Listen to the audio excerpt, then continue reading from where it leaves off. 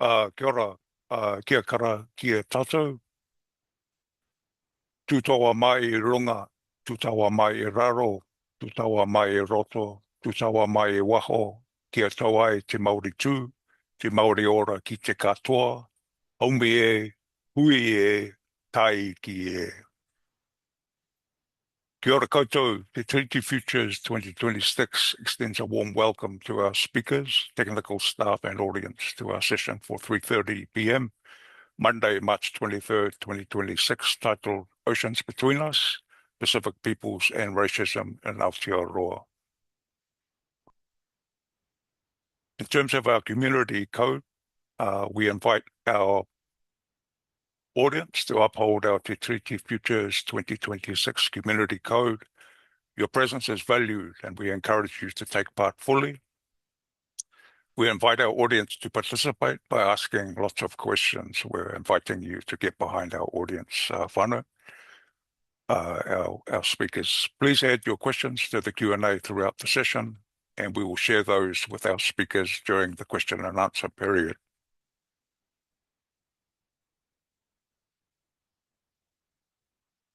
We have an accessibility information for honoured guests who require it. We hope that this is useful for you as you all engage with the session.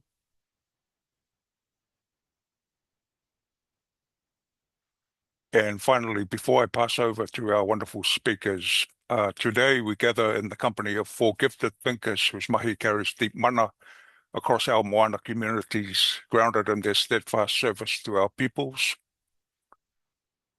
As authors of chapters and Oceans Between Us, Pacific Peoples and Racism in Aotearoa, they offer a work that honours the moana genealogies linking our elders to the youth shaping tomorrow. Their writing is courageous, asks challenging questions and pursues difficult answers. It brings innovative scholarly activist praxis into conversation with nuanced theory, method and narrative, affirming a new generation of decolonial moana scholars working at the intersections of activism, community, ecology, policy, and moana knowledge. Above all, it stands as an urgent intervention in a time of growing inequality, hardship, and racism experienced by moana peoples in Aotearoa. With these words, I invite those who carry this kaupapa forward to lead us into their kōrero. Thank you, Sereana. Manuia. Wanaka, Tony, for such a beautiful introduction. Thank you for your time and care of our panel. And thank you to everyone who's turned up today. Ni sambula wanaka, ko wei moana, ti moana, ko nei ta siri te iwi, ko ni ngone ni dalo te hapu, ko Sereana, Naepi, taku ingoa. I'm incredibly, I guess, a little bit blown away to have this panel with these incredible wahine and also to see all of you turn up today. So wanaka, with that, I will pass to our next panelist to introduce themselves. Maloho mo lava mai, talofa lava, kia ora koutou. My name is Evalesi do Inukuafe. Thank you so much for turning up today. As I see the numbers rise, my heart is racing. But it is such a privilege to be here with you all. And thank you, Tony, for welcoming us into the space. Beautiful, and I'm looking forward to having a meaningful talanoa. Thank you, Evalesi and Sereana Matoni. I just want to take this moment to acknowledge the Indigenous lands of the Wurundjeri Woiwurrung people on which I'm zooming in from, as well as mana whenua and Tāmaki Makaurau in Aotearoa, where I know home to be. So I also acknowledge elders past, present and emerging. Malo lava le suifua, malelangi e mama, tālofa, malo ni, bole vanaka, ko waio, ko vai te maunga, ko vai tō te awa, ko tarai po te waka, ko wātonga te tangata, ko Ngāti Hāmoa, toke leo, me Fiji te iwi, ko muli vai sawhata, sai pipi, puapua, savalalo lo te pā whakaofo, ma me ovalau te hapu, ko la ulu te tupuna no Nam, Melbourne, Aho, ko Rosella Pereira, toku whaia, ko Andy Pereira, toku matua, ko Lawrence Ualesi toku takutāne, ko Yvonne Ualesi toku ingoa. Nō reira, tēnā koutou, tēnā tātou katoa. Kia ora everyone, my name's Yvonne, and Really happy to be here with you and to share what we have to say. I'm going to hand over to my colleague Jean. Malo e tau lava, heka ngoa ko Jean e Waske Allen, ko iku tamai ko Bila Waske me Tonga, ko iku whae ko Jocelyn Dent me Taranaki, peo ko o Malikia ko Christopher Allen me Okalani. Hello everyone, my name's Jean. Just feeling very humbled and a little bit emotional and overwhelmed just to be here sharing space with these wonderful people, and just thank you Tony and your team also for the wonderful welcome, and just really humbled to be here with you all today for this kaupapa, which is not only our kaupapa but the kaupapa of the conference, which is really, really important to all of us and to all of you here. So malo e ofa, just thank you for having us. Thank you. Yeah, thank you all. We were just reflecting as we were preparing to join the Zoom and the panel that we started this book in 2022, late 2022. And in the introduction, we talk a little bit about how Chris Hipkins says that was when he was Minister of Education, said that the term racism wasn't helpful. And it kind of came out of this idea that why can't we say racism? And then as we went through iterations of editorial process, so you send it out for peer review, it comes back, you send it again, the decisions around the election started rolling in, and then the party agreements started rolling in, and then the implications of that started rolling in and started happening. And all of a sudden, this book went from kind of a critique of structural racism to understanding that this was a really urgent kaupapa, and that our community, this book had moved from kind of we need to say the word to we need to give our community the tools to speak back to the moment that we're facing. And incredible authors like Caleb got 48 hours notice when we found out they were going to do a review of the medical of Māori and Pacific admissions, 48 hours notice to turn his chapter to have a little bit in there about why that's an example of structural racism. And people just stepped up in incredible ways to make this book possible. So whilst there's 4 of us here, there's such an incredible team that came together and answered the call to say the thing that we're not supposed to say. We're not allowed to say racism. We're expected to be grateful for our time here in Aotearoa and for everything that Aotearoa has given us. Today, we're going to focus a little bit on moving through kind of the economy, migration, and education. So this book initially was called Broken Promises. So it was initially grounded in this idea that many of us were promised, like a lot of our family migrated to Aotearoa on a promise. But as the reviewer noted, where was that promise? Like I couldn't find any kind of paperwork that said this was a promise. Instead, it was sort of a social promise that our community had come to understand. So instead, it got called Oceans Between Us. But I think it's really important to understand that that was kind of the motivation behind the book. We can say the word racism, and we can talk about that broken promise that was offered to our loved ones when they chose to leave their communities to build a new life here. So I'm going to try and make sure I only share the PowerPoint and not the millions of... I think I've done that right. Yeah.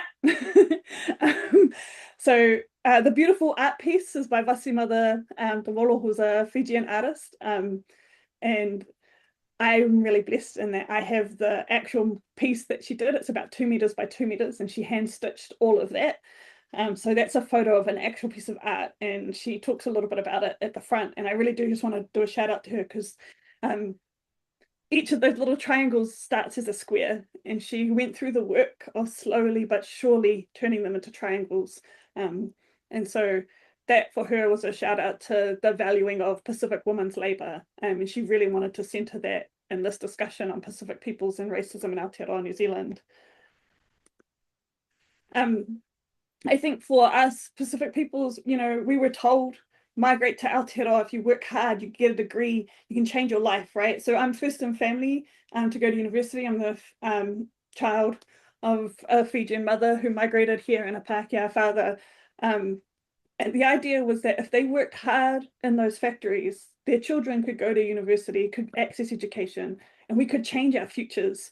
And one of the things that we talk about in the economy chapter is that this was the dream, right? Access the economy, support the community, not just here in Aotearoa, but in the wider Pacific. But it became really apparent that that dream was not going to materialize in the way or perhaps in the speed we thought it would. And we can see it in the data. I'm a higher education person. I talk a lot about universities because it changed my life. So as much as I critique it, I understand its power.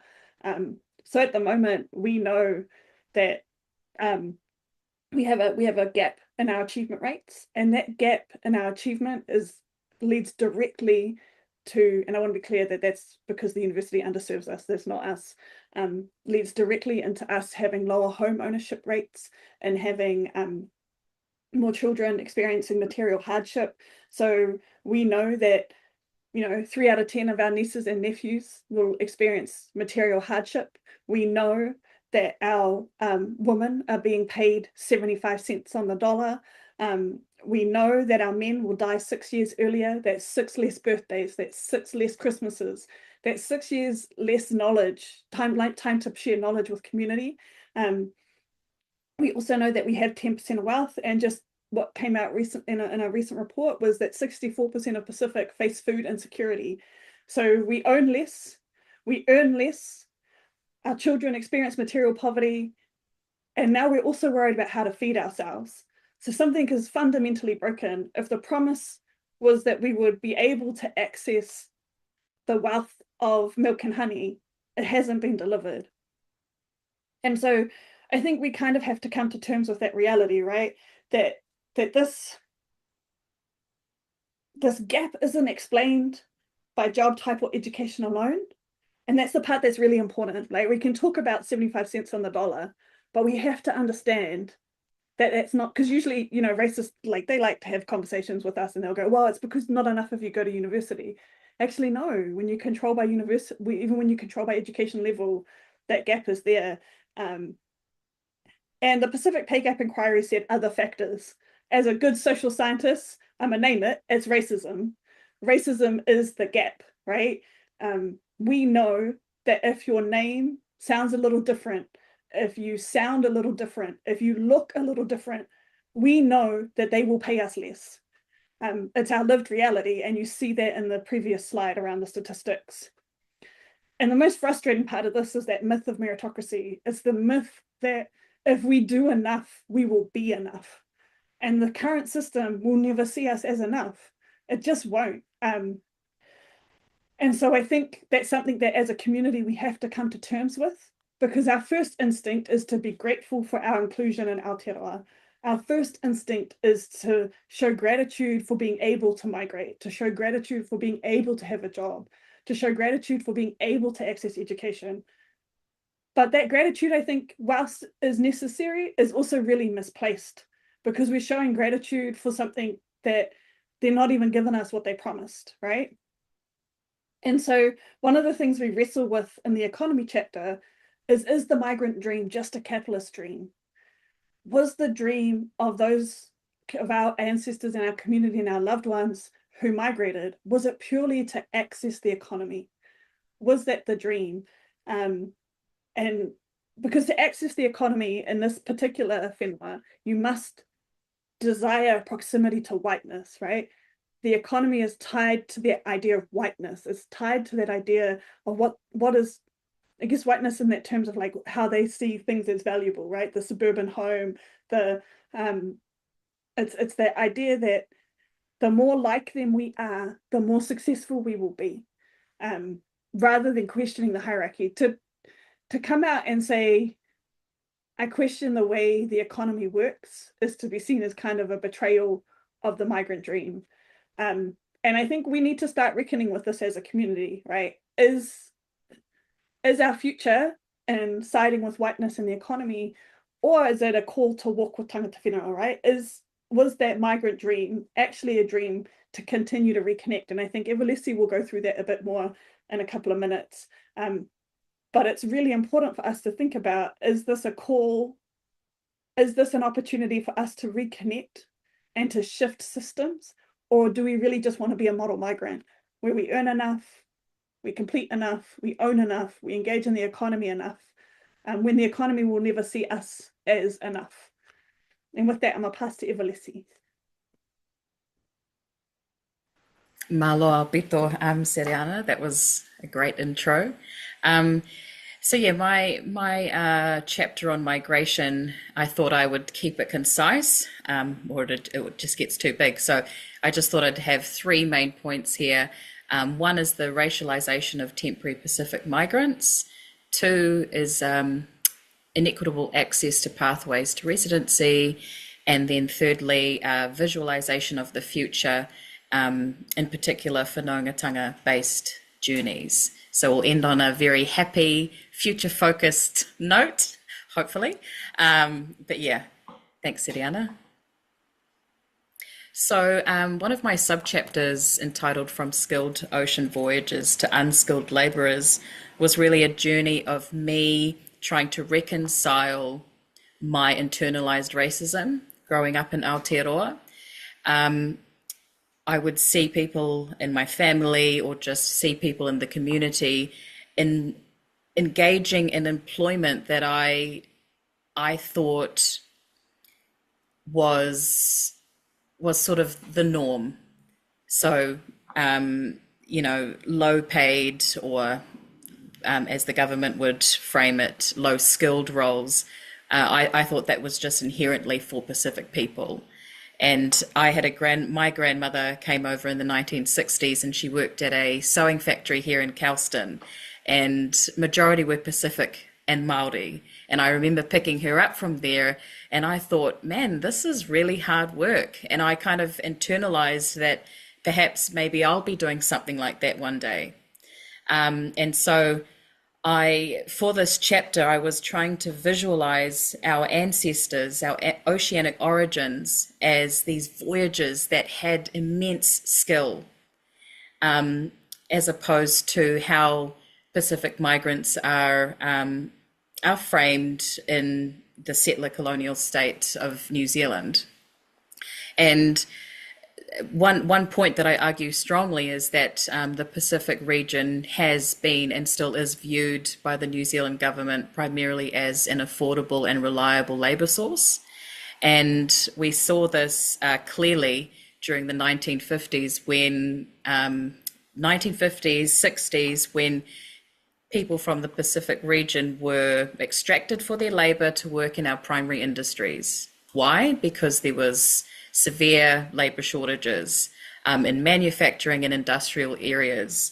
And these were low paid jobs, and the New Zealand government, what I did bring out as well was that during these times it's seen and painted as an opportunity for our people, or something that our people are to be grateful for coming from the islands.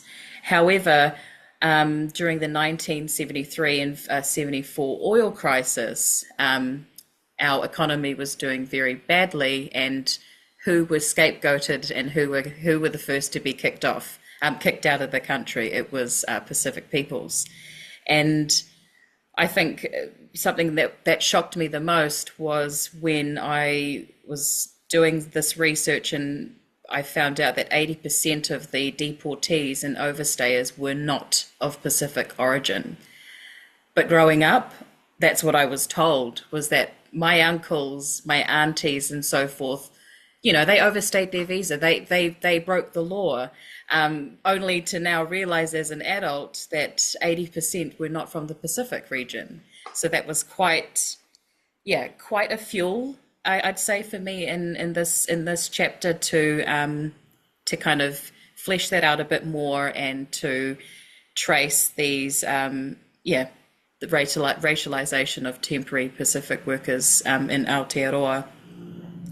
The next slide, please. Thank you. The second sub point that I sort of really go on a rant about this, and it kind of is in line with what Sereana was talking about before, about us being grateful, us, you know, coming here and, you know, we should be grateful for this opportunity. It's better money than you make in the islands, and so forth with the migrant dream. And two of the quotes that I pulled out was that could sort of surmise the subchapter well, is that the Pacific region is always used by the New Zealand government as an affordable and reliable labour source, as we saw in the previous, and also that Pacific people are always scapegoated when things go wrong. And I think that ties in well with what was previously said, because at the moment, in the chapter, I go into talk about green list roles. And green list roles are sort of preferential, highly skilled roles that migrants are able to apply for. And as I was going through that list of over 200, I realized that most Pacific people wouldn't qualify for 30% of those roles. And to make this clear, these roles have a two-tier system to pathways to residency. So if Pacific people have an equitable access to even apply for these roles other than temporary, then they can't apply for them at all. And so what I talk about in that chapter is that there is a value that is closely linked to the proximity of whiteness, in that if you don't have the qualifications, if you don't come from a country with a thriving economy, you cannot apply for residency in New Zealand as easily as others. And that's where it also flips in my head, where it depends on the government's agenda of the day. We're either friends, we're either in partnership, as we've seen recently, partnership with Samoa, for example. However, when it comes to having permanent stay here or the rights to stay here, it's made extremely hard to achieve that. So yeah, that was another point. And I think the last one that I wanted to bring out before I pass it over,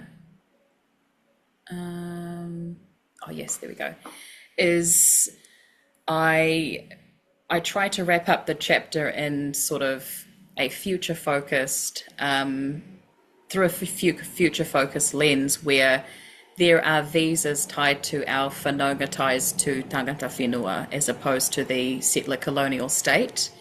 And in that sort of, in that talanoa, I try to bring the sense of sort of a revitalized hope that instead of valuing people on their skill, valuing people because of the rich countries that they come from, because of the higher education sort of qualifications that they hold, what if we reimagined visas and entry conditions based on kinship ties that we claim to have when we want something from the Pacific?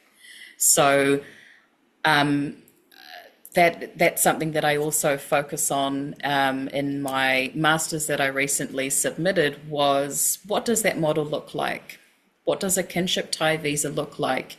And at this time of me finishing off my dissertation, Arthur Anai's community-led Pacific Justice Movement was kicking off, and they were trying to get a petition together, get people to sign it for the 90-day visa on arrival for Pacific migrants. And I thought, yes, this is what we've been waiting for. Yes, this is awesome.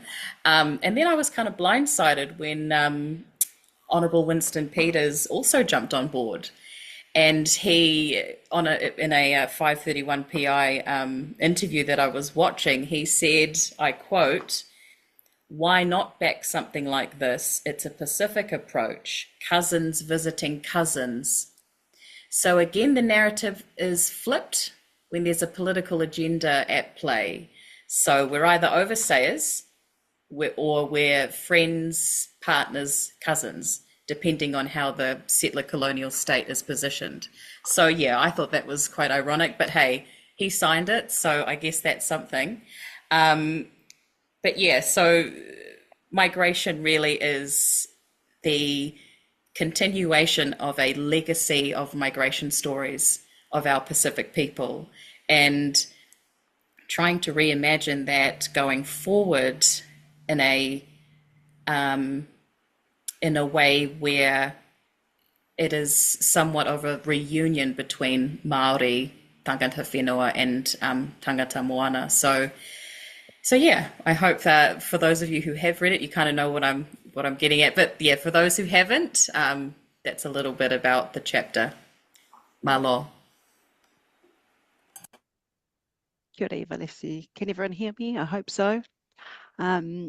So I thought I would preface my talanoa with, I guess, an explanation that we wrote this chapter at a time where it was much earlier in my career, but those same principles, I think, are very relevant at this time. So I just wanted to put it out there.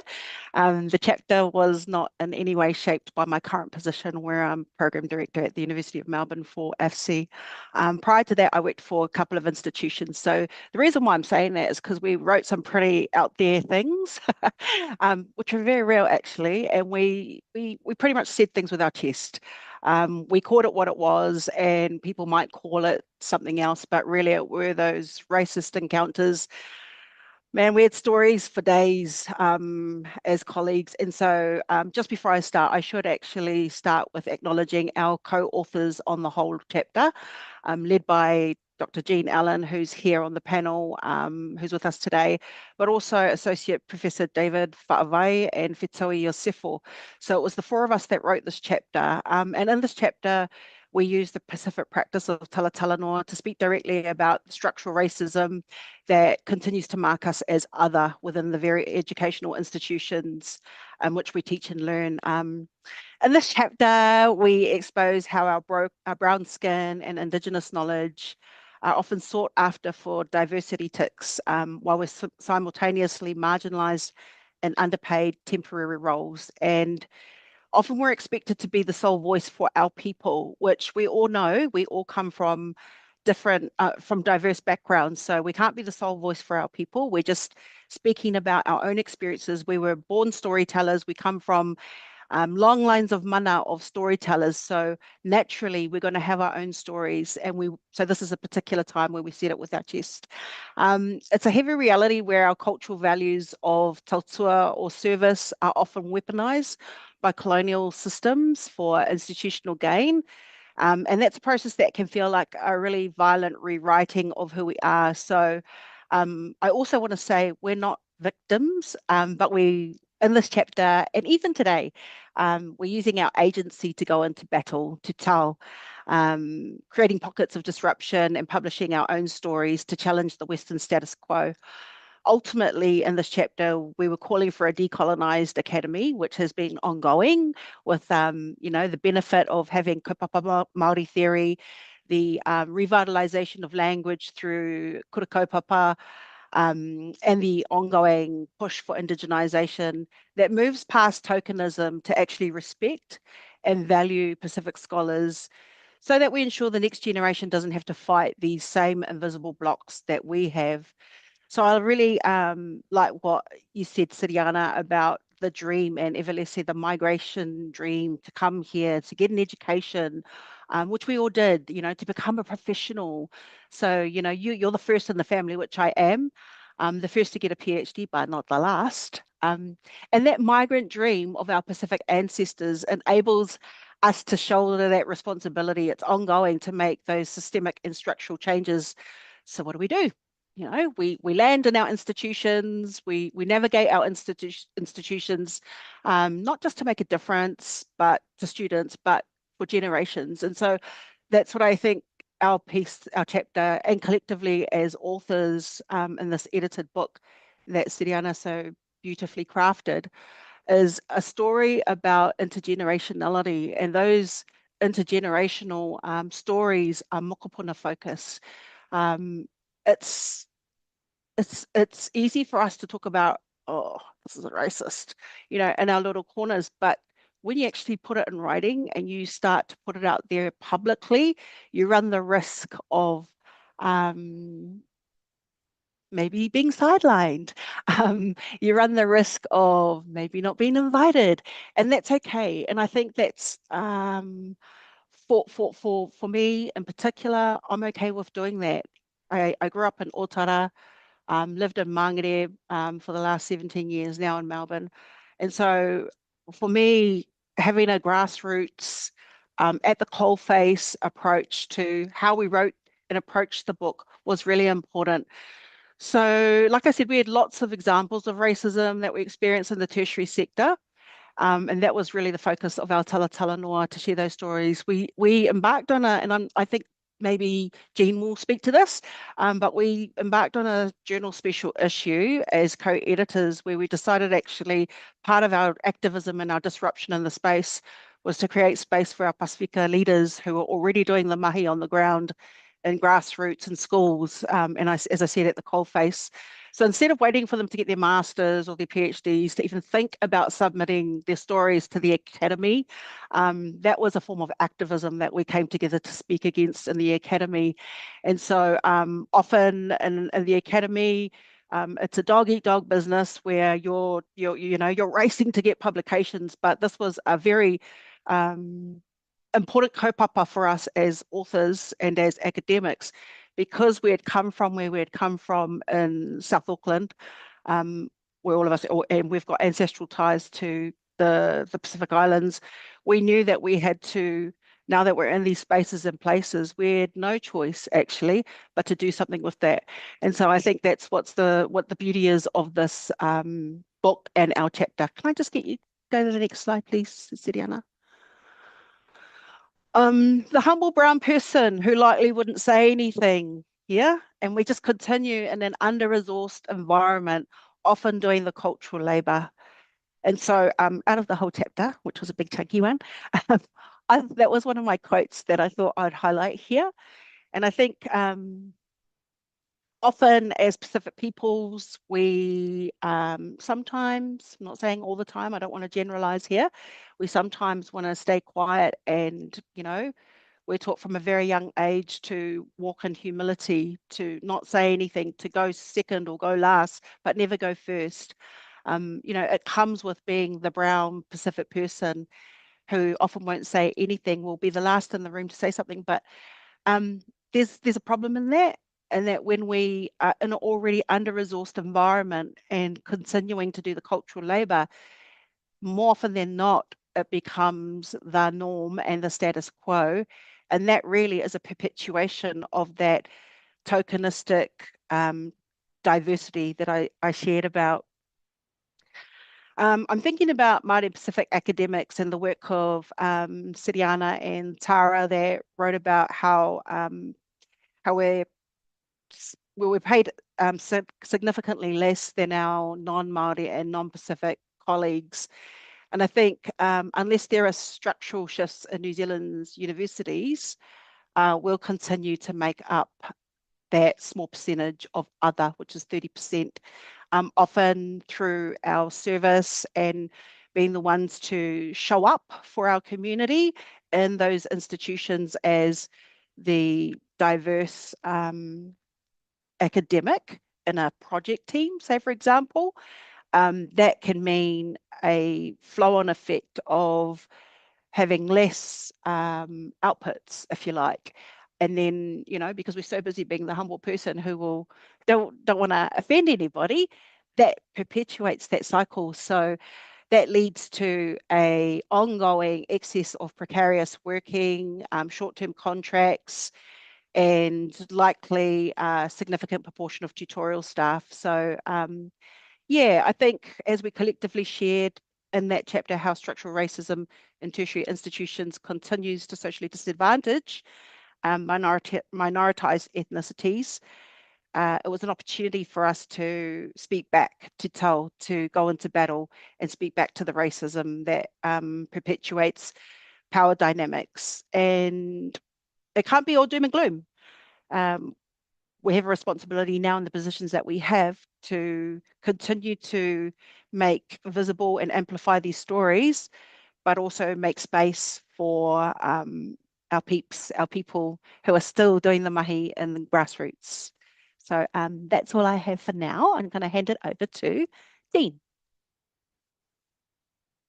Awesome. Thank you so much, Yvonne, and everyone else on the panel. I, like Yvonne said, contributed to the same chapter that she was talking about around structural racism and education. And I was just going to talk a little bit about some of the manifestations that we kind of shared in our chapter, and also talked about, as well as consider 4 years on from when we kind of first initially wrote the chapter.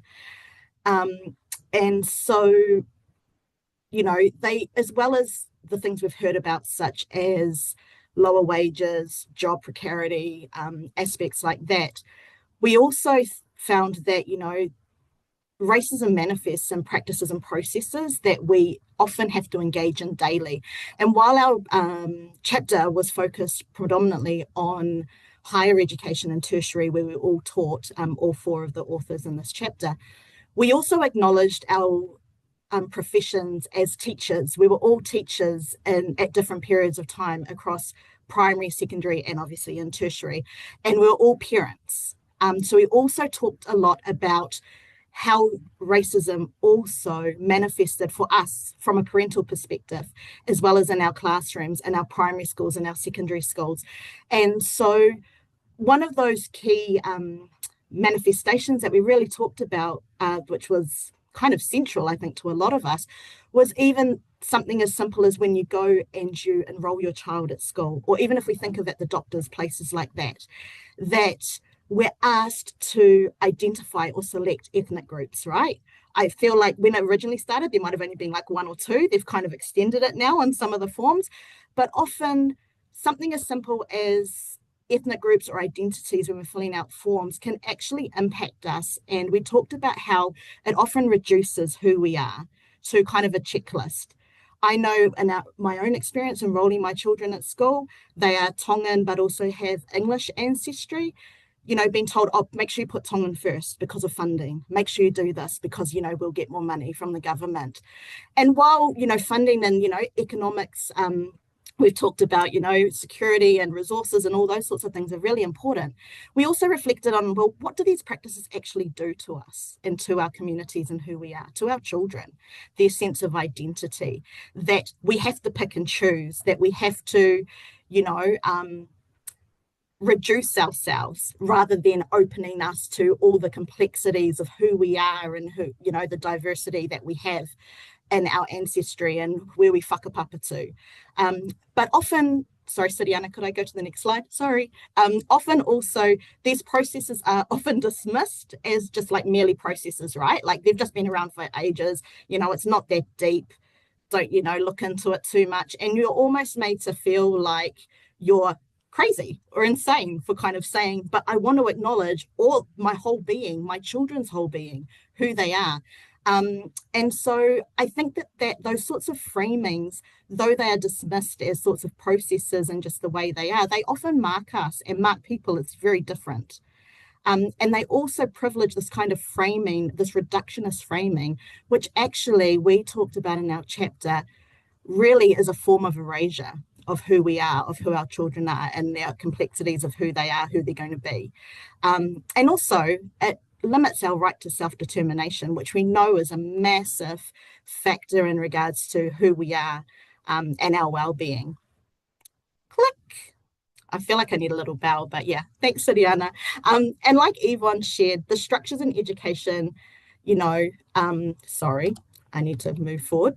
Another erasure we talked about was through our names. So as well as our ethnic groups, we also talked about how there have been a number of instances where we've been questioned about our names, whether they are correct.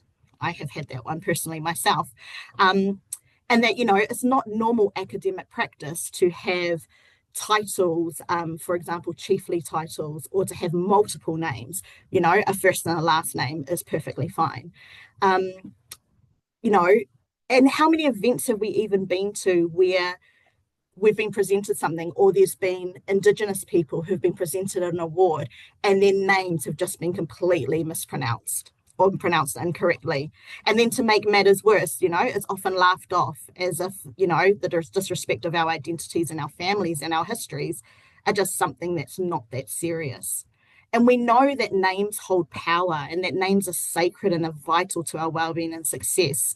We know that from educational perspectives and settings as well, that success is explicitly tied to being able to bring your whole being into educational spaces in meaningful ways. So we start to kind of question, and we see these acts as Sereana was saying, you know, being straight up the guts, they're racist, but they're also violent. They're a form of violence against us and against our families and against our children as well. And so that was something that we also, you know, talked about in our chapter. And it really brought to the forefront for us a question around representation. For a long time, discussions have revolved around representation, right? That we need more people, we need to be seen, we need to be in positions. And all of that is totally accurate and correct. But with our experiences as well in our chapter, we also started discussing whether representation and this idea of inclusion is actually enough. Does it actually result in something? Does it change systems? Does it create pockets of resistance? And I think it does.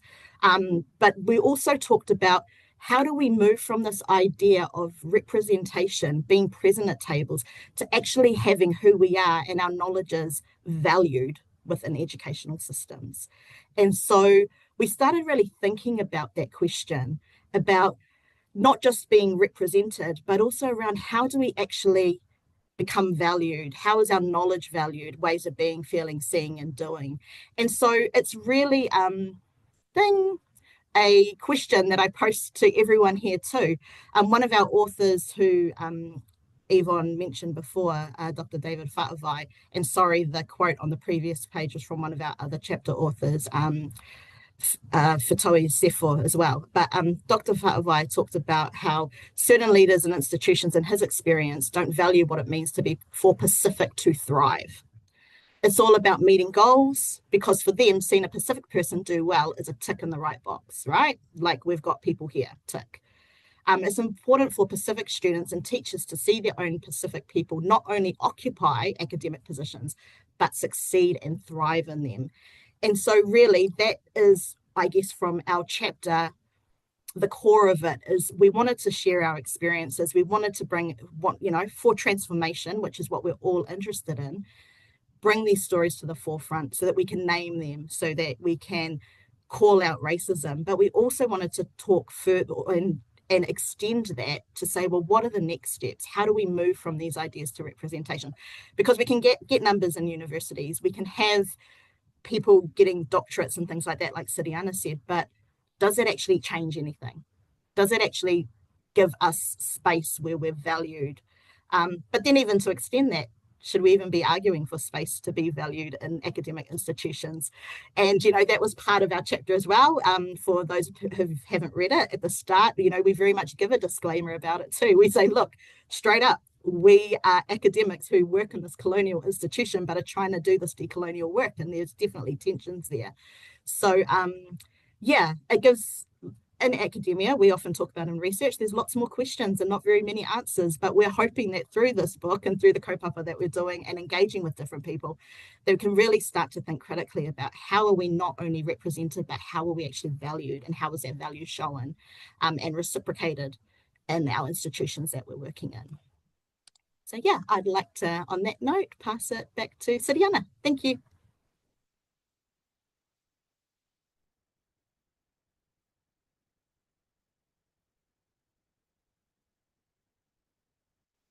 Sereana, you're muted.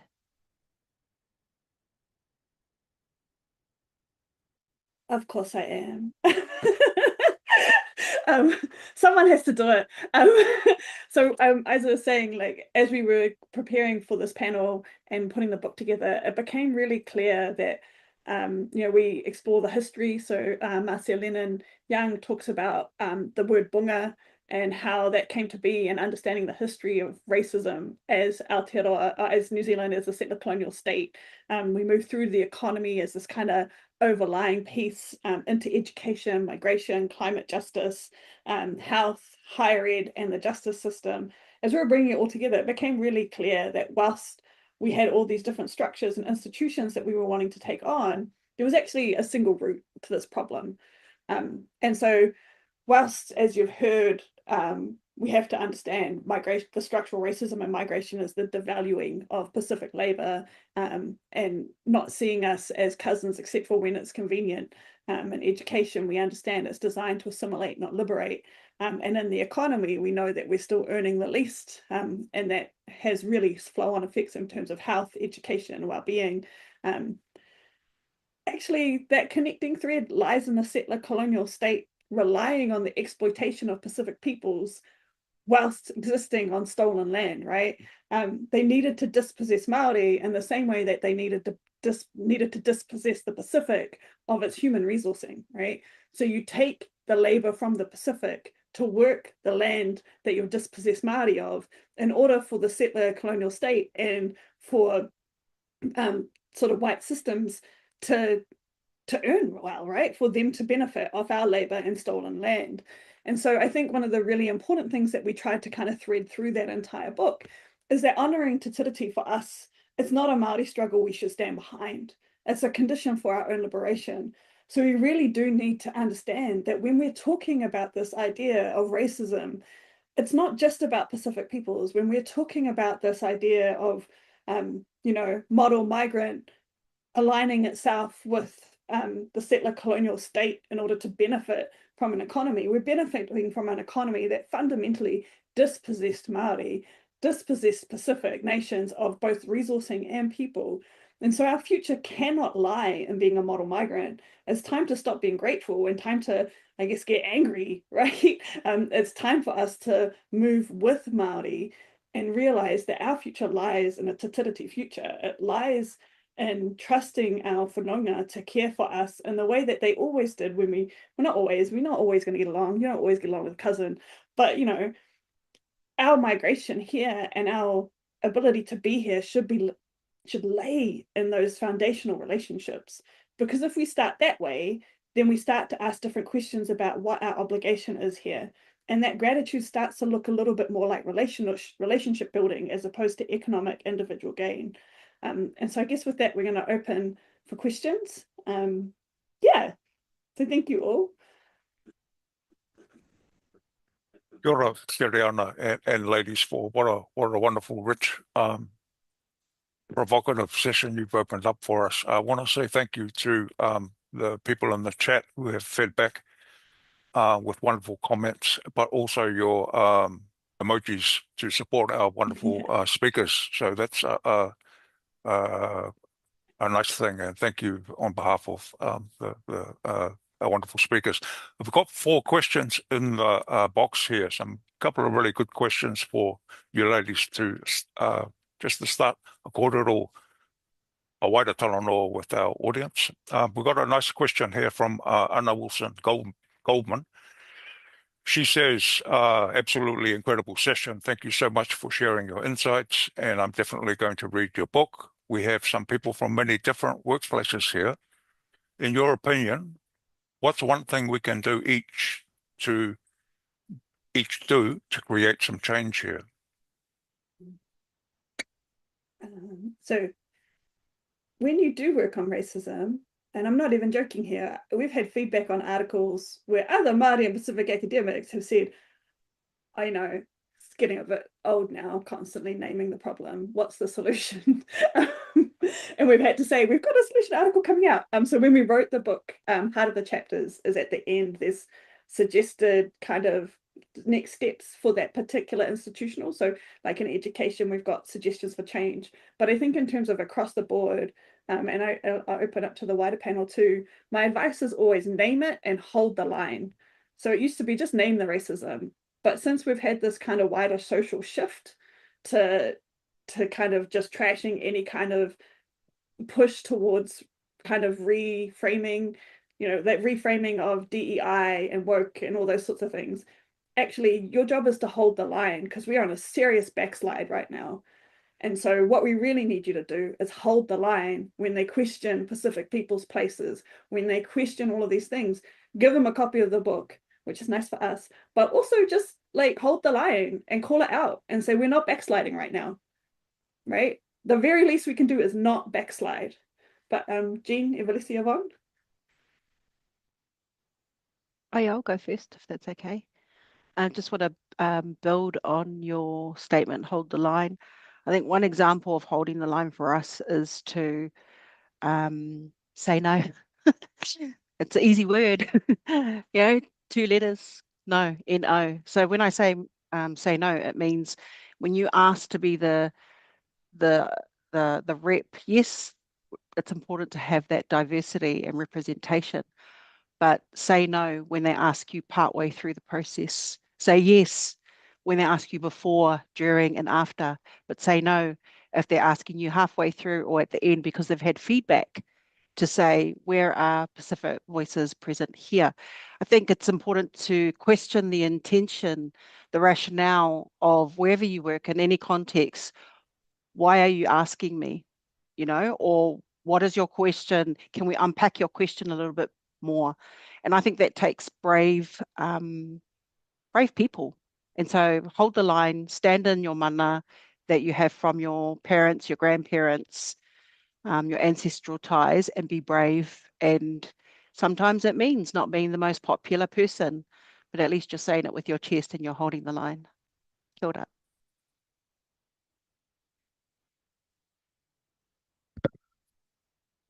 Jean and Evalesi, did you want to add to that particular question, or are you guys okay?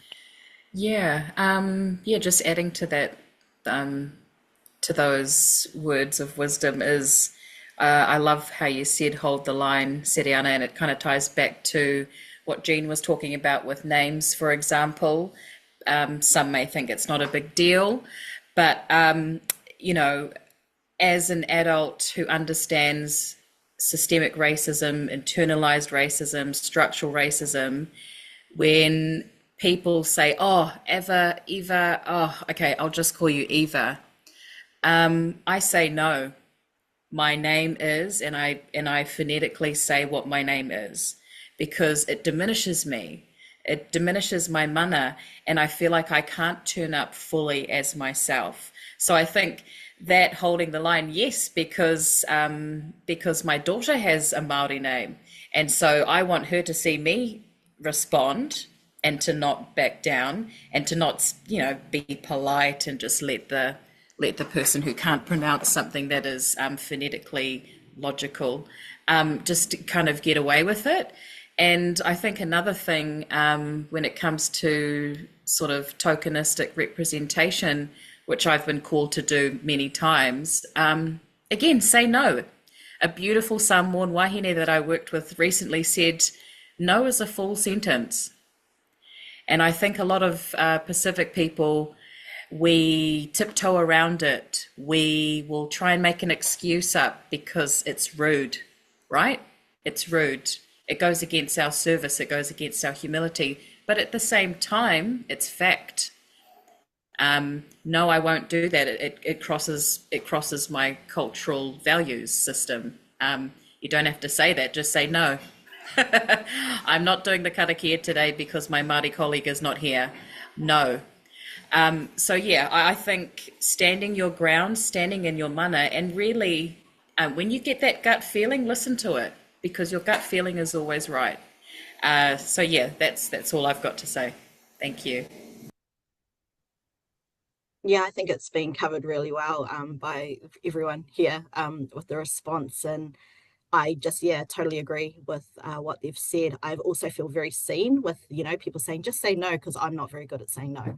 That's something I need to work on. So, also as a reminder, we're all works in progress, right? And sometimes it's like we often talked about, we talk about decolonization and aspects like that, but we also sometimes need to understand that we need to unlearn behaviors that we've been taught through our different structural systems and that privilege whiteness. And so also understanding that too is that we all do things based on our upbringings and our experiences and things like that. And so sometimes it's also that reflection of like, how do I unlearn this behavior that's actually reinforcing or allowing people to be racist because we're too polite and things like that. So that'd be the only thing that I'd also add.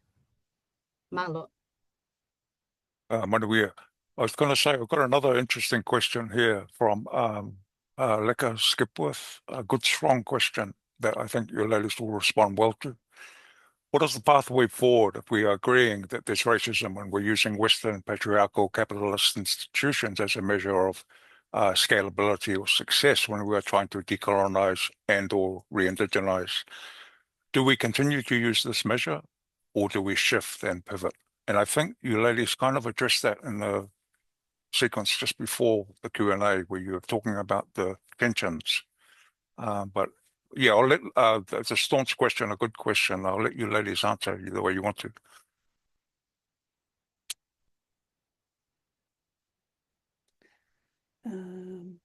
I'll answer it with the tension. So one of the difficulties in my work is that my bumble did migrate for me to benefit from a white economic system, right? Like she did, she did. And I want my children to have the world. I really do. I want them to have the world. I want them to benefit from me being the first in my family. I want them to do all the extracurricular. I want them to live in a warm, dry house. I want them to never go hungry. And I also hold that tension that in engaging in that system, I empower it further, right? I understand that my presence in the university tells my community that it is a safe place to be. When I know, as someone who studies the institution, it is not a safe place to be. I know that you can do a PhD, but that doesn't mean you're going to have a job. Even though I've done research that shows you'll get paid more than Māori, the Māori and Pacific without PhDs, you'll get paid more than Pākehā with PhDs. I know that's not an easy journey, and it's a journey that leaves scars. And so the tension for me is, how do we know that the system needs to be overthrown, and how do we enact that whilst also giving our children the world? And I don't think they're two different things. I think that they're just difficult to come to terms with. And so I don't have a clear answer other than I understand that there's a tension, and in some ways there's a bit of hypocrisy sitting as a university professor being like, oh yeah, overthrow the system from my nice cushy job in the university. Like the economy sucks from my nice cushy job in the university. I understand that tension, but I think we have a responsibility as academics, and Evalesi is an up-and-coming academic, so hopefully we don't discourage her from doing this.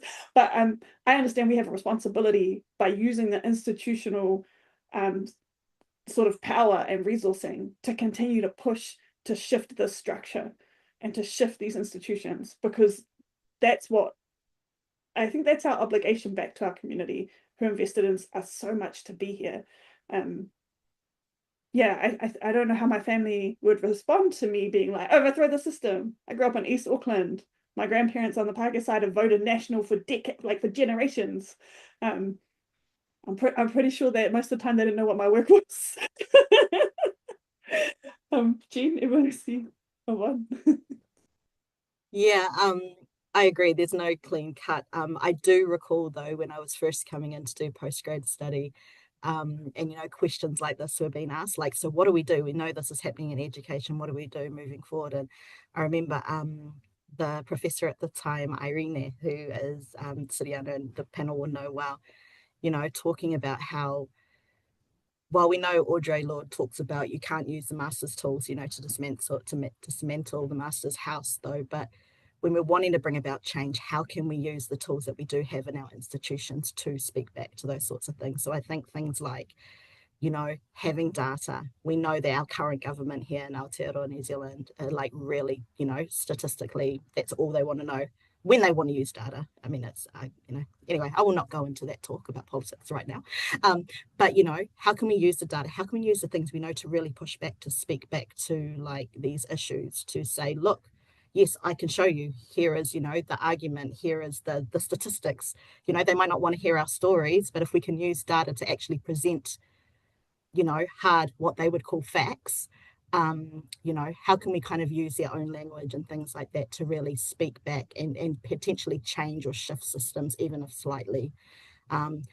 So I always just think of that when I think about what can we do. And as Sereana said, it's tension filled, right? It's difficult, and we're trying to navigate this space in ways that hopefully make things better for the next generation, for our kids, for their children, for the future, where they will feel that they actually belong. And I guess that's what we're really wanting to do in the work that we do. Kia ora. Those are great answers, ladies. I've got another question here, a third question I think will be an interesting one for you ladies to consider. It's from Tia. Tia says, what would you say to the cousin in the islands who dreams of migrating out of the islands but is not aware of the social barriers that were faced as firstborn generations in a developed country? So I think the core of the question is, how would you explain the hardships maybe that don't get translated back to the islands, maybe to our whānau back in the islands, who have aspirations to come here and to follow on from those that have come before? That's how I understand the question. Sorry.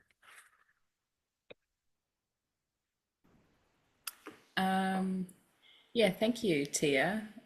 That's a great question. I actually have this question written down as one of my, what do you call it? When I was writing my dissertation, I was like, and then what?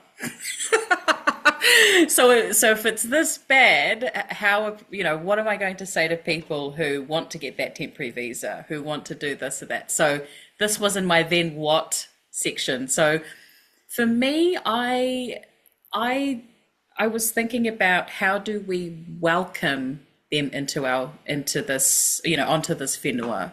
And by we, I mean Pasifika communities and tangata whenua, because when they do enter into the country, they are met with border security, they are met with rules and regulations, they are met with different stipulations and legalities.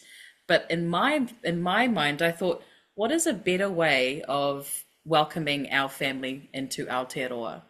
And I do know of different community groups that are doing this already at grassroots levels, different Tongan groups, Samoan groups, as a way of sort of settling people into our society. And I think that's beautiful. I think my only addition to that, or my only question, would be how involved are tangata whenua in that process? Because something that opened my eyes during my undergrad was the closeness of our histories, and yet my grandmother's generation did not see any similarities to Māori at all, did not like to be likened to Māori at all, were racist toward Māori. And that divide, I think, needs to be repaired, needs to be recognized before being repaired, and to the point where we see ourselves as true whanaunga, and the way that they welcome manuhiri onto the marae, I see that as a beautiful thing. I think we could learn something from that in the immigration system when our Pacific people come here to kind of, try and make this place a home as well. So I would take a nod. I would take advice from the people who do well to welcome others to their whenua. So yeah, that's my only partai there. Thanks, Tia.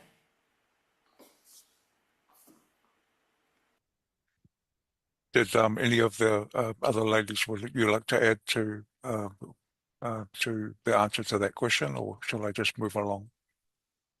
I'll have a go, Tony.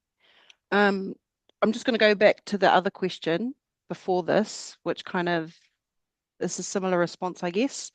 And it was about, what do we do? Do we pivot?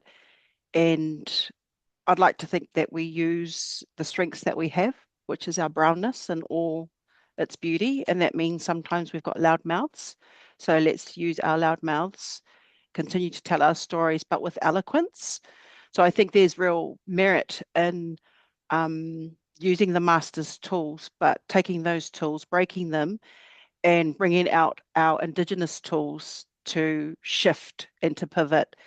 And I think that segues into this more recent question, and that is, how do we, what about those of our ainga that want to come from the islands and don't quite understand or not aware of the barriers? And again, I think this response can cover both questions, and that is to check ourselves, you know, you to check yourself before you wreck yourself. Are we truth-telling? Are we wrapping around our families here in Aotearoa? Are we intentionally thinking critically about being tangata tiriti? You know, are we always having at the forefront the bigger vision and mission of not just decolonizing and indigenizing, but really saying out loud what the strengths are? And that comes, I feel, from our indigeneity.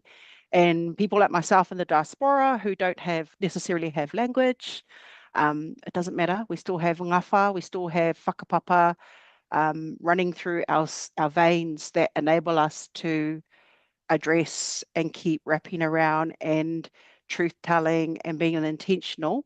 But a key word would be perseverance. Don't give up, you know, keep persevering, keep keeping on, keep the main thing. And I kind of will end with that.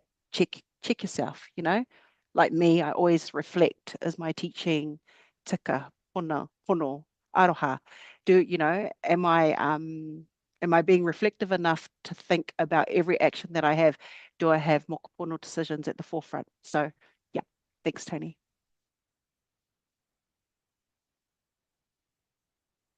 I'll move to the next question. It's from Wikitoria Kurene. Thank you for your question, Wikitoria. So Wikitoria asks, how do you have constructive conversations like this with some of our own people who sit in privileged positions within organizations or institutions who may perpetuate racist behaviors as a mean to uphold the representation within said organizations or institutions? So I won't put favorite rant, Tony. Yes, I My won't put favorite rant. I was just sort of thinking you ladies are within the institution and will understand this question, you know, and the subtleties of it quite well, and you have some great answers to it. Yeah, I think we kind of talk about in the economy, and it's, you know, the brown bourgeoisie. When do we shift from community loyalty to class loyalty? You know, I'm in sociology, love a class question. But some of our people have switched to class loyalty. And I get it, right? It comes back to that earlier question, that tension around shifting the system whilst also acknowledging that part of our family's dream was to be the model migrant, right? So what better model migrant than to sit at the top of an institution, or maybe a little bit down, earning a lot of money, being able to give to the community? What better a model migrant? Like, have lived the dream, have got the qualification, have done all the things, now have power and resourcing. But how much of ourselves do we give to have that position, and who holds us to account when we're in that position, right? I think that's the better question, is not the better question, but who's holding us to account. So I'm one of a few university graduates in my Fijian family, and they do really fun things at community events to hold me to account. We had one last weekend to celebrate one of my cousins getting a rugby contract. It was really exciting. Another cousin got qualified to work in the prison system, which for us is a good job in my community. My criminology friends, I know brown people policing brown bodies, I know, but it's a good job, right? And in that community event, they were like, oh, you know, where's Kala Sereana? And I was like, oh, yeah. And then my Kala was like, okay, so this is what we're doing today. And he'd just done the whole thing in Fijian, but he knows I don't have my language, right? So this was about, for me, this was a form of accountability of you. If you go to an event and you don't help wash the dishes, you've forgotten, right? If you go to the event and you just expect to stand up and be acknowledged, you've forgotten. And so I think for me, that's how we have to hold our own leaders to account, by making sure they remember to wash the dishes, by making sure they remember to acknowledge everyone in the room, and by making sure that in earning large salaries and having a lot of power in an institution, we cannot let them forget why they were there. And we also, like, we have to do it really delicately. I don't think we should publicly shame them, right? This is not the time to put our hand up in a panel and go, hey, remember that time you did this, this, and this? But we have to find ways in private spaces, because Pākehā will use it against us if we do it openly, right? They'll be like, yes, they're turning on each other. So we have to find ways to do what my kawa did to me, where it's a way of accountability, but with love, right? And I guess there's not really an answer, but accountability with love, so that the brown bourgeoisie don't forget why they're there, right? So we don't forget. I'm part of the brown bourgeoisie now, that we don't forget why we're in the positions we're in. And I think sometimes we do. I know I sometimes do. When I heard that stat earlier, like last week, about nearly 2/3 of our families feeling food insecurity, my heart broke, because my family don't experience that. And as my cousin said to me when I was doing a food insecurity research project, she was like, what do your family know about being hungry? Have your cousin in your research projects. They're the only ones who are happy to call you how it is. Bring them into the community events so that they call you out. That was a very long rant, but it's my favorite rant. What are the brown bourgeoisie doing, and how are they supporting our communities? Yeah. Jean, Evalesi, Yvonne, want to make some sense out of that? Yeah, I think for me, yeah, like I love a good call out. I mean, with love, gentle, call out your brothers and sisters without love, that's all good. But I mean, if it's a respected leader of the community who, external facing is doing these great things for our people, but then there are things that you see that aren't really aligned with our cultural values, I think, ask questions. That could also be something that you could gently kind of nudge, gently agitate. Because, I mean, speaking as a young Pacific woman, if I was to do that, I mean, you get exiled or, you get home and then someone else tells you off for telling that person. So just gentle, tactful, and I think ask questions. It can also, catch people by surprise, or even cause some sort of self-reflection. But yeah, the brown bourgeoisie, I just say brown and bougie, because just a sociology joke. But yeah, that's sort of my my take on that. Jean, Yvonne, did you have something you might like to add? You don't have to. Jean, I'll just go real quick, Tony. Yeah, I just want to say your family will be the first one to humble you. So I agree, keep your family close. They will check you. They will put you in check, man. And I agree, if you're not in that kitchen without a bloody towel, or if you all of a sudden think brown and bougie is your approach, then your family will be the first to pull you down a peg. I know for my family, similar to the panel here, they have no idea what I do. All they know is that I'm my mum's favorite, and I'm doing things in the university. But I just want to encourage everybody here that, whatever context you're in, we're all leaders in our own right, quite possibly without titles, and that's okay. We're all leaders. And if we just keep persevering with the humility and keep our family and close to us to keep us in check, you'll be fine. Thanks, Tony. Sorry, and I'll just 1 second add. I think, even just talking about this and like the way we're all laughing and like the laughing emojis, like I think humor is a massive thing that we also bring into this space when we're having to have conversations like this as well, is that, I think humor and laughter can be healing. And so sometimes when we have to have these kind of awkward conversations, right, of calling people out with love, we also use a lot of humor with that. So that's why we're all giggling and stuff, because we all know what we've all been on the end of experiencing those sort of being humbled and brought down to earth. So yeah, thank you, Tony. Kia ora, Jean. I was going to say I've got another question in the chat box here. Just whānau in the audience, if there's a question or two, please pop them into the chat. We've got a few more minutes. We've got a good 15, 20 minutes to kōrero a little bit more.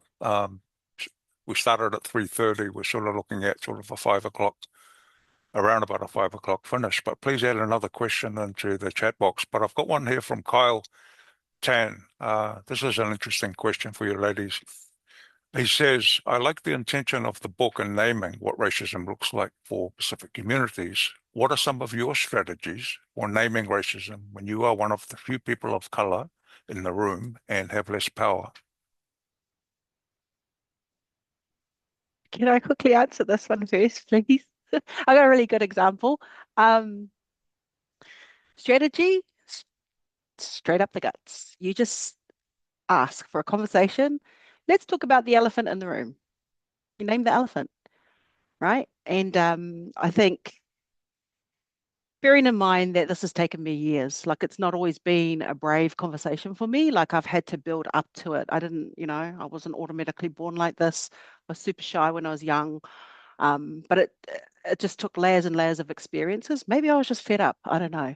But I got to a point where I was just fed up and I just called it for what it is. And that means just having brave conversations and saying, I noticed that you asked me to be this for this project, but you haven't given me the resources, right? So that's one example.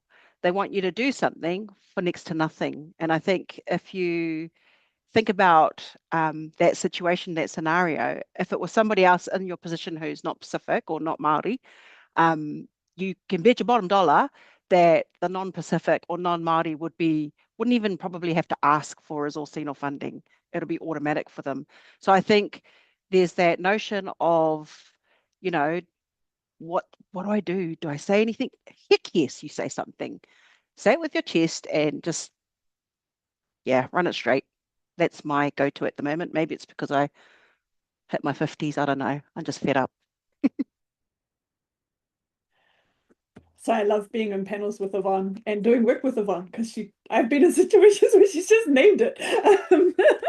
And it's great, right? You need the friend who names it. I think we need multiple personalities, and I think what I really like about your question, Kyle, is that often Pacific do have a bit of power in the room to name the racism, because we're a group that people recognize in this space. And so I think for me, sometimes I just like to be like, I don't understand what you just said. Right. So sometimes if I'm not going to take the direct approach, I'm going to take the, hang on, can you explain what you mean by that comment? And just continually asking, like, why would you say that, without saying, why would you say that? But I don't understand. Oh, I don't understand why this person's got resourcing and this person doesn't.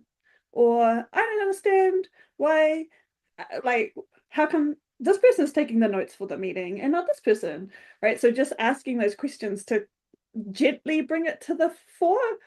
But like Yvonne, sometimes you just get pissed off, and actually I don't have the emotional energy to deal with your white fragility today.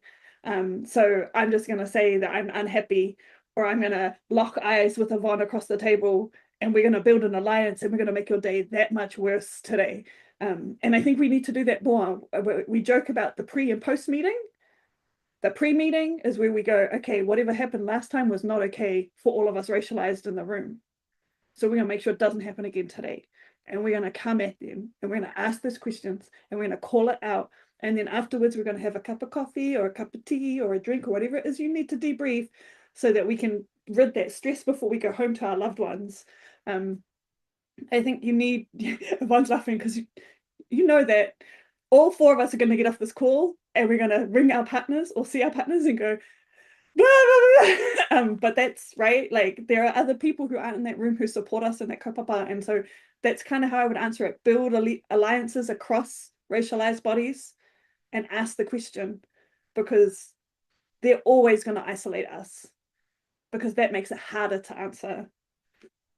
Yeah, Jean and Evalesi? Yeah, I like speaking up. I wasn't always like that, but now I think I annoy people in meetings.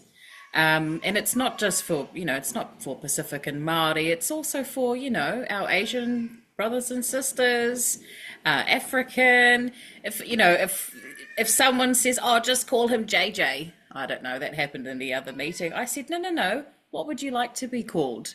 And he told me his full Korean name, and we called him his full Korean name. So just those sort of micro sort of interactions, not micro as in it doesn't matter. It's just in the moment, it happens quickly. Just name it. Don't even acknowledge the person that said it. Go straight to the person and say, is that okay with you? Do you want me to call you JJ, even though you've got a beautiful name? So yeah, I built that up because I felt like for a lot of my teenage to early 20s, I was just allowing things to happen, and then I'd go home and then I'd be angry. Or I'd go home and I'd have like 5 different comebacks that I didn't use. And so I hated that side of me. I thought, just say it in the moment, get it over with, and then go home. What's the worst that could happen? And so, yeah, I'm on Team Yvonne. I do have friends like Sereana, and then they usually tell me to come with them somewhere. And then I'm labeled the scary person. But I think it's actually better for people to know where you stand. And I think that cuts a lot of the wasteful time on kind of being polite and putting yourself last. So yeah, that's my approach. It's not for everyone, Kyle. And I know Kyle, guys. So hi, Kyle. So yeah, thanks for that question. Awesome. I'd just add, like, if you're like building up to that, like, I totally resonate with the comeback playbook, and I hate those moments when you're like, oh, why didn't I say that? So totally get that. But I also think, finding people who you can, like, finding your people in the institutions you're in, or whatever workplace that is, who maybe are comfortable with speaking up, that you can kind of like, work alongside, or be like, oh yeah, this thing happened and I'm not okay with it. Would you come with me so that we can have a discussion? Like, we generally work as collectives, right? We're often collaborative and things like that. So having people who you can call on to be like, oh, I know you're straight up the guts and I need to be more like that. So could you just come along and, support me, as a way also to start building up, I guess, to that running it straight.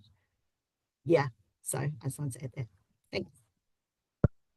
We've got a final question here, which I think is a really, all the questions have been outstanding. This one is special alongside the other ones, and I'll let it speak for itself. So Rachel Dibble says, Kia ora, love seeing te mana o ngā wahine. One of my most impact readings is Koka Makaire's Contradictions of a Colonized Reality. The big wow and tears reading that one. What is one of your transformational readings for you? This is for all our wonderful wahine said.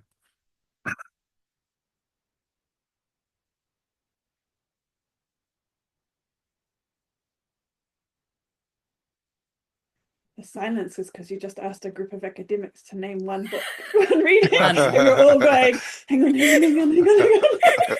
Only one? Only one, yeah. Oh, which one makes me sound smart? And no one's allowed to name Toleafoa. There's a ban on that. At that moment, I will always go to Sarah Ahmed, who talks about racism in institutions for me. At the moment, I'm rereading. She's a bit heavy, but I'm rereading her What's the Use, because it's a reminder that you just want to keep asking, hang on, what's the point of what we're doing today? And who decided what that point is? And then what does that mean about how I'm useful, or how this policy is useful? But also she kind of talks about how being useless is an action. And I really like that idea, that sometimes being useless is like the best thing we could do in terms of pushing back against the institution. And so I encourage Sarah Ahmed's work, but I know that there are so many incredible books out there and incredible pieces of writing. It's such a hard question to ask. Yes, put it in the comments. Everyone put your books in there. Put your books and your readings in there, because it's such a hard, yeah. Jean, Evalesi, one who wants to out themselves as what they're reading or not reading. Well, for academics, we actually don't do a lot of reading. Yeah, that's the truth. And saying that, a book that's kind of stuck with me is something that I read in when I was doing my postgraduate diploma, so quite a while ago. But it was writing by Bell Hooks, who is a Black wahine scholar, and just her reading and writing, especially around teaching and pedagogy, and this idea of hope and being hopeful in education and transformation really speaks to me. So I love a lot of her writing, but also I'm currently reading a book called Natives by Akala. And so that's very much based in British history of colonization and race and class politics. So, and he's a rapper, so it's kind of like quite a different read. But yeah, so those are my two that I'm kind of. But we can send you a reading list later if people like. No, I'm only joking. But yeah.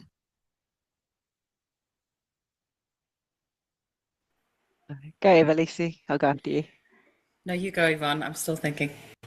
Oh, okay. Well, you know what? There's so many books, like too many books. I'd be lying if I said that I was reading one right now because I just don't have time. But what comes to mind are the seminal stuff that really moved me coming into postgraduate study. Jean and I started postgraduate study together. So yeah, definitely bell hooks. And at the time we were reading in our postgrad methodologies. Oh no, I can't remember what paper it was, but it was Paulo Freire, the Brazilian philosopher.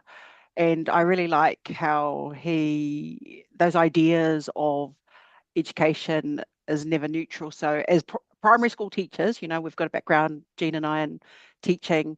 And even in higher education, we know this to be true. It's never neutral.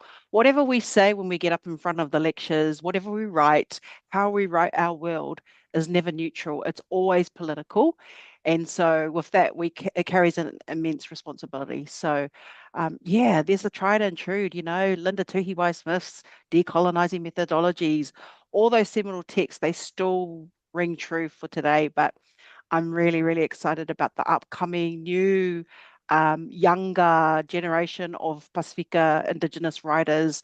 Poetry, man, it just floats my boat, because you just get to say things in another genre that's more free flowing. So as an academic, I love to do that and, be my full authentic self.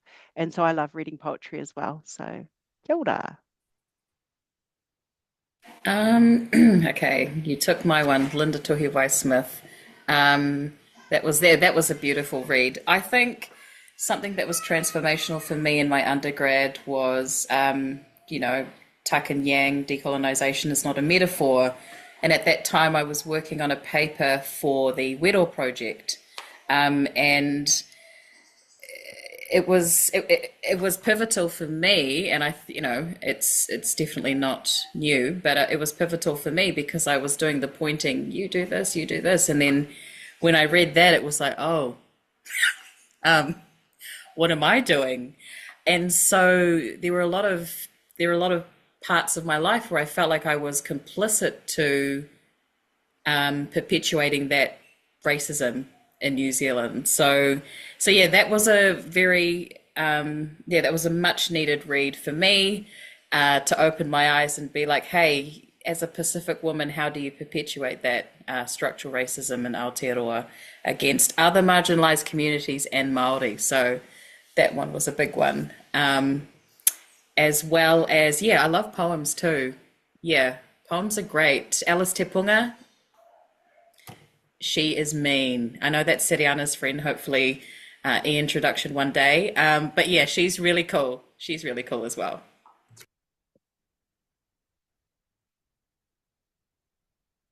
Kia ora, guys. I was just going to say that was just in terms of the audience who's been fantastic today. Did anyone want to pop in a last minute question just before I begin the closing part?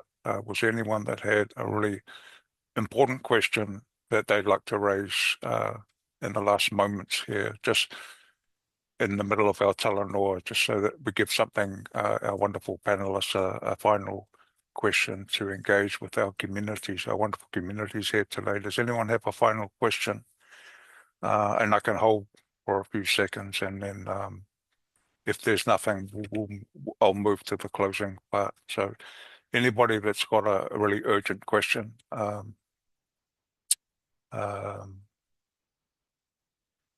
This is a question, but I'm not sure.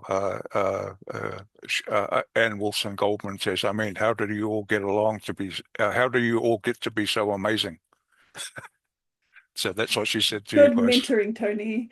I know that she meant it like thank you, but also like the power of mentoring for young Pacific up and coming.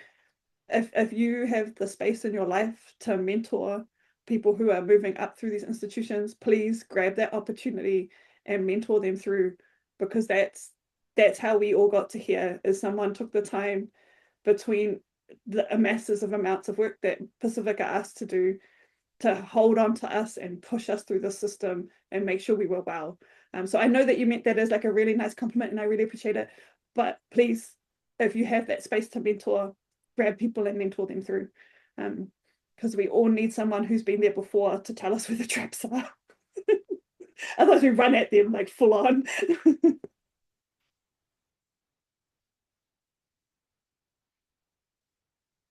I'll go next, yeah, Tony. of course. Yep. I just want to tautoko what Sereana said. You know, we didn't get here by ourselves. People like yourself, Tony, and others that have come before us.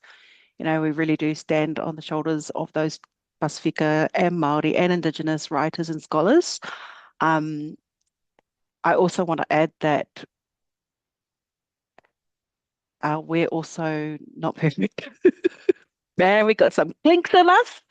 We got a few scars. We don't always get it right, but I think that's key, is that we're just brave anyway, even when we don't want to be. We push each other into spaces that we don't want to do. We're like jab each other and go, come on, do this with me. And we're like, I don't want to. But, it's finding your tribe, finding your people, and encouraging one another. And we won't always get it right. Sometimes we won't agree or disagree wholeheartedly with one another. But it's keeping each other in check and saying, actually, we need to keep it real. And sometimes, I can be an egg, or Sereana can be an egg. Not really, but sometimes, we just got to jab each other every now and then. And I just want to say, yeah, we do have amazing people like Tony and others that have been part of this Te Tiriti Futures series for years, that I, as an undergrad and postgrad student, would watch. So, yeah, we're all fabulous.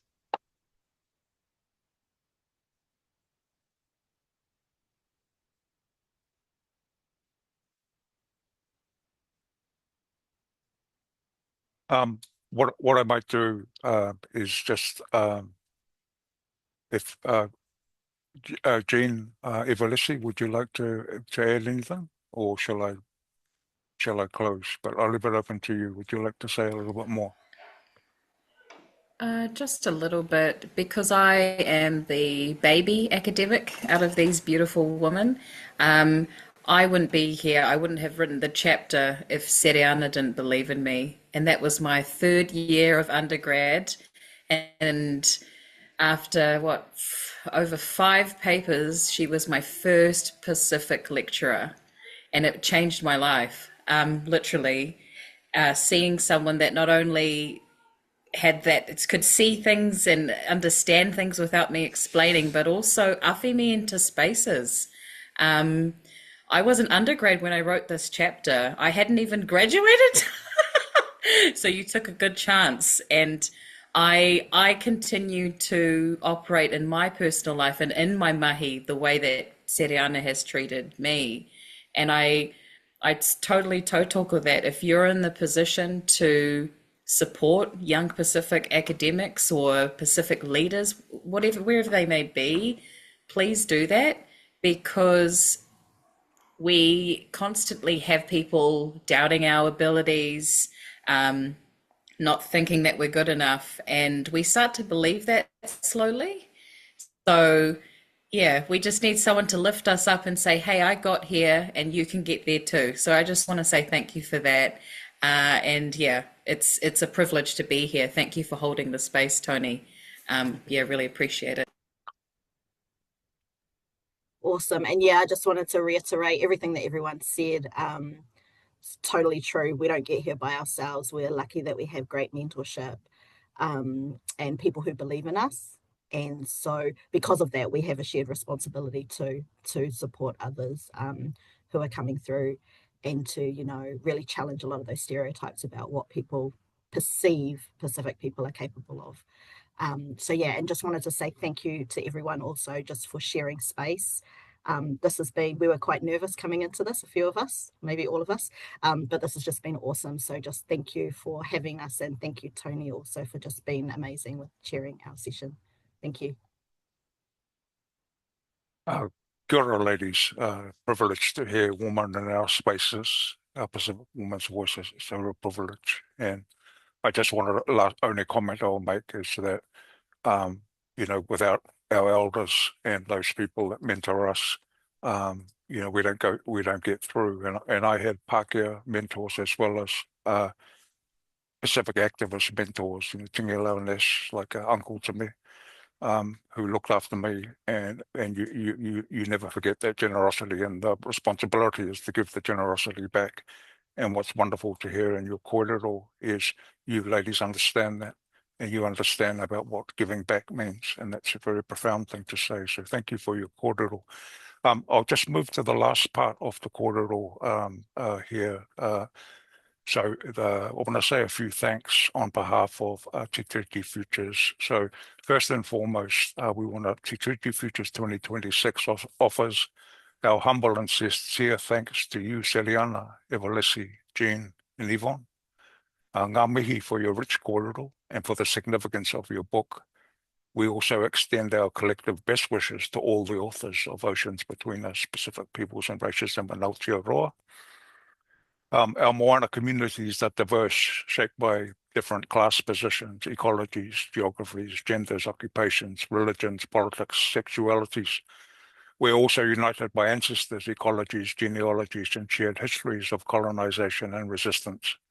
Your work moves within this complexity, strengthening connections across our differences and calling our communities to stand together against racism and the enduring structures of colonial oppression. We hope your work continues to bring Moana peoples into a deeper unity, builds continuing solidarity with tangata whenua, and inspires tangata Te Tiriti to take up Moana struggles as part of their responsibilities to Te Tiriti Futures in Aotearoa. So a very warm and a very humble manuia to you ladies for your generosity today. Secondly, I want to say Te Tiriti Futures 2026 extends our humble thanks to our webinar expert, Adam Bowman. Also our friend who's helped in the background as well,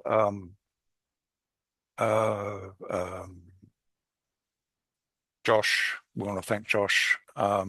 We want to thank our two moderators, that's Emma and Brianna, who've done fantastic work. We want to thank Catherine O'Brien for her transcripts.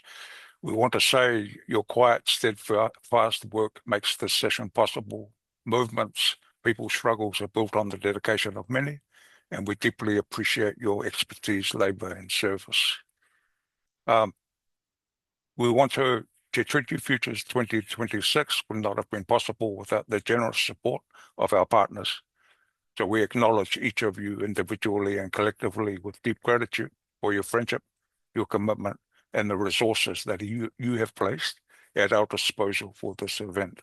So whawhate lava ia manuia to our wonderful partners. I want to say something very briefly about tying this wonderful speech to Te Tiriti.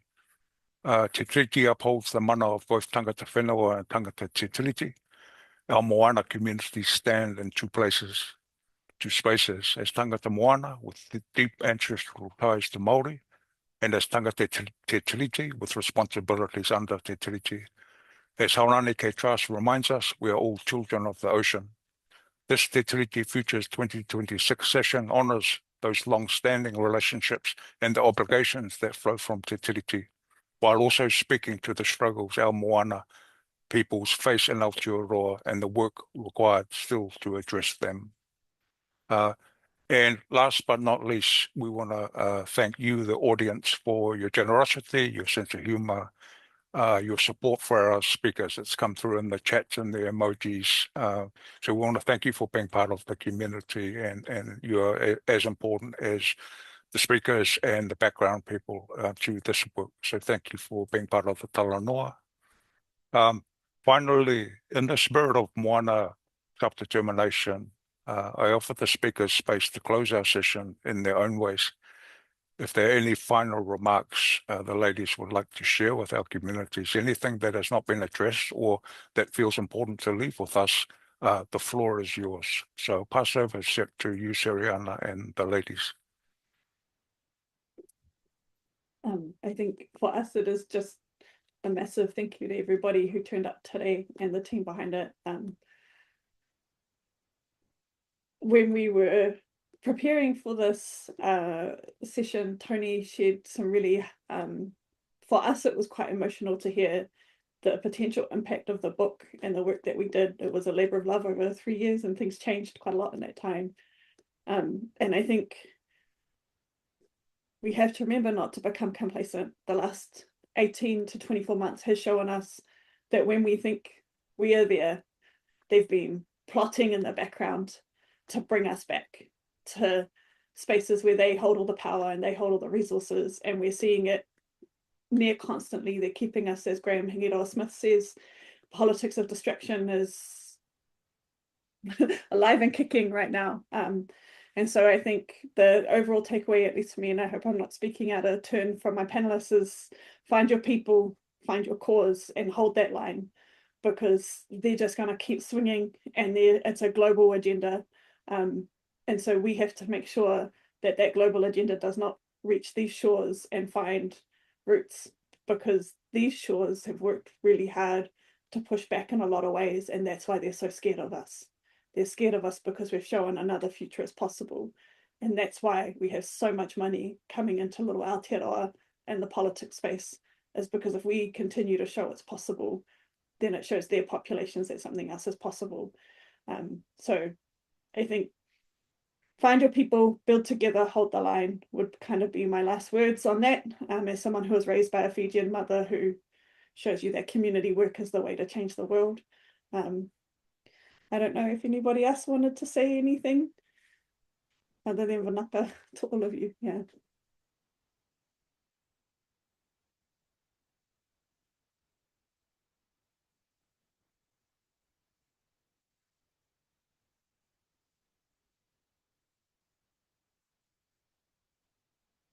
Ia manuia, Sereana, and wonderful talks by the ladies. I'll just close up just because so that we know.